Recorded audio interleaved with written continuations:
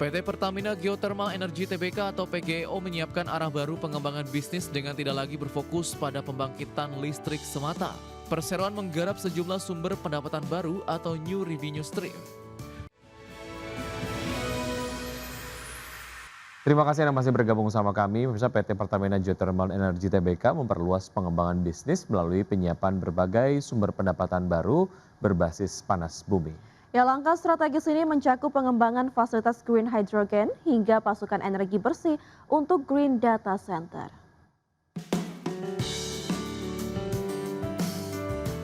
PT Pertamina Geothermal Energy Tbk atau PGEO menyiapkan arah baru pengembangan bisnis dengan tidak lagi berfokus pada pembangkitan listrik semata.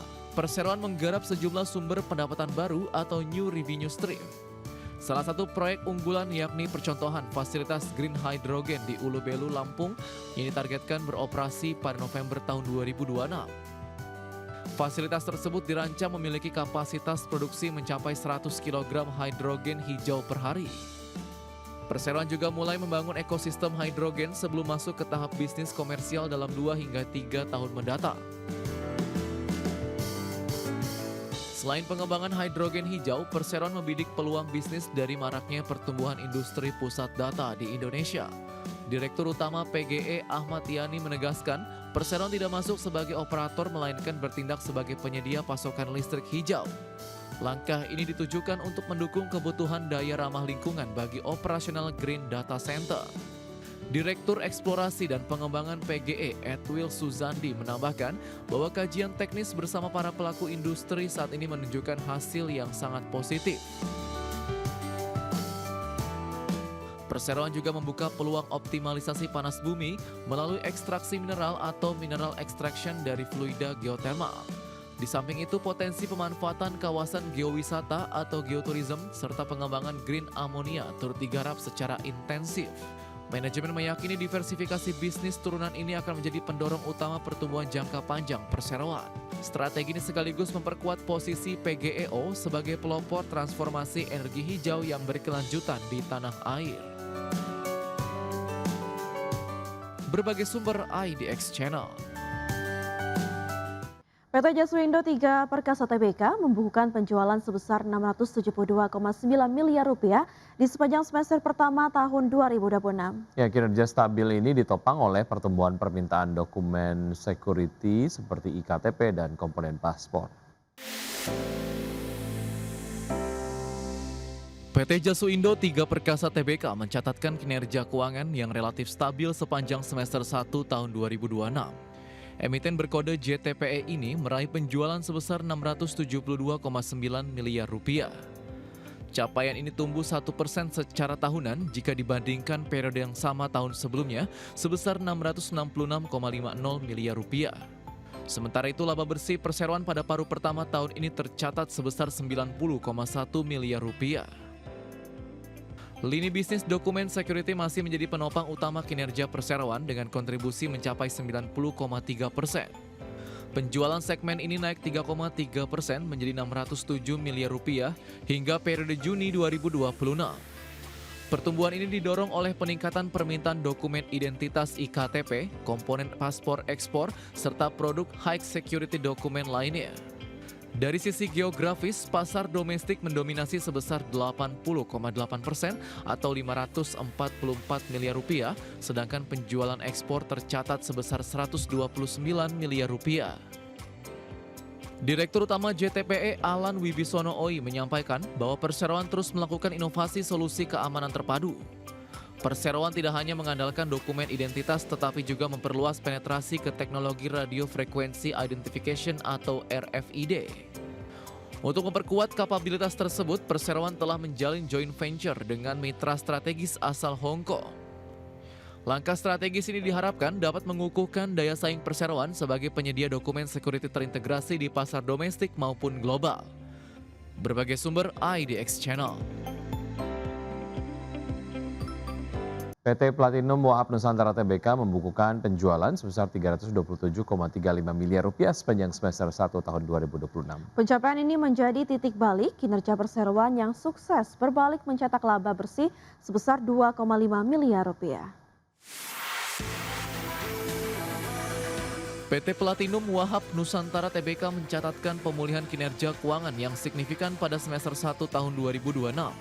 Mengutip laporan keuangan interim Perseroan pada Selasa 4 Agustus 2026, emiten berkode Teguk ini mengantongi penjualan sebesar 327,35 miliar rupiah.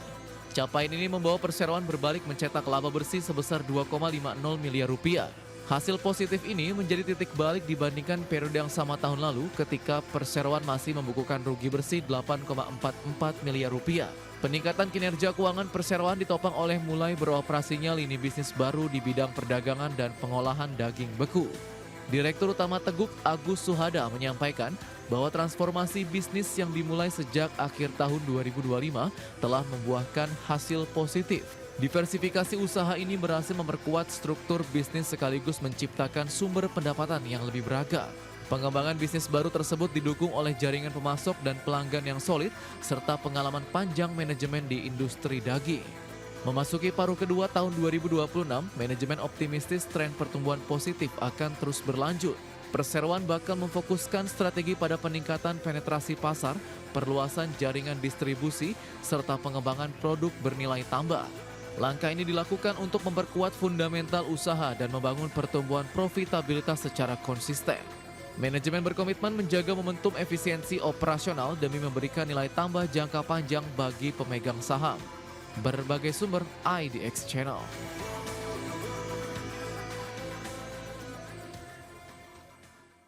LPEM FEB UI memperkirakan ekonomi Indonesia pada kuartal 2 2026 tumbuh melambat di kisaran 4,78 hingga 4,82%.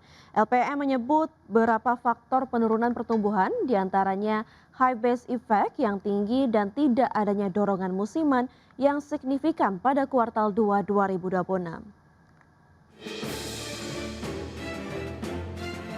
LPEM FEB UI memperkirakan ekonomi Indonesia pada kuartal 2 2026 tumbuh sebesar 4,80% secara tahunan dengan kisaran 4,78 hingga 4,82%.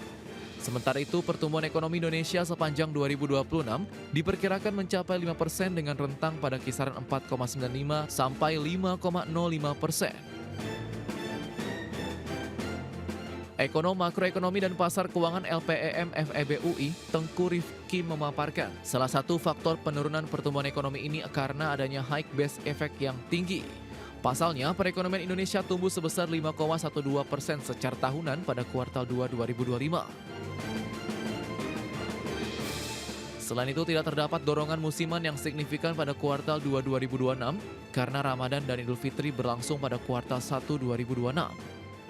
Faktor lainnya yakni guncangan eksternal berupa tingginya harga energi dan pelemahan nilai tukar rupiah memicu inflasi impor sehingga meningkatkan biaya produksi. Kemudian keputusan pemerintah untuk menaikkan harga Pertamax juga dinilai turut menggerus daya beli masyarakat melalui kenaikan harga barang dan biaya transportasi. Berbagai sumber IDX Channel. Otoritas Jasa Keuangan menargetkan aturan demutualisasi Bursa Efek Indonesia rampung pada pekan kedua September 2026. OJK juga menargetkan demutualisasi dapat berlaku pada kuartal 3 2026.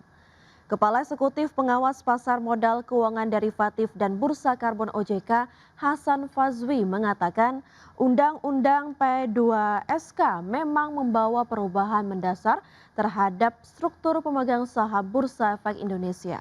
Adapun OJK saat ini sedang dalam proses perumusan rancangan peraturan OJK mengenai demutualisasi dan juga pemegang saham Bursa Efek.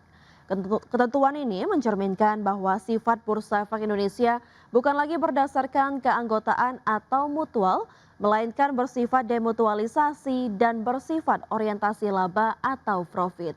Dengan sifat demutualisasi, Bursa Efek Indonesia dimungkinkan menjadi perusahaan terbuka untuk umum nantinya. Dengan demikian, Bursa Efek Indonesia diharapkan dapat memenuhi tujuan memperkuat aspek tata kelola, meningkatkan kepercayaan investor dan memperluas partisipasi berbagai pemangku kepentingan.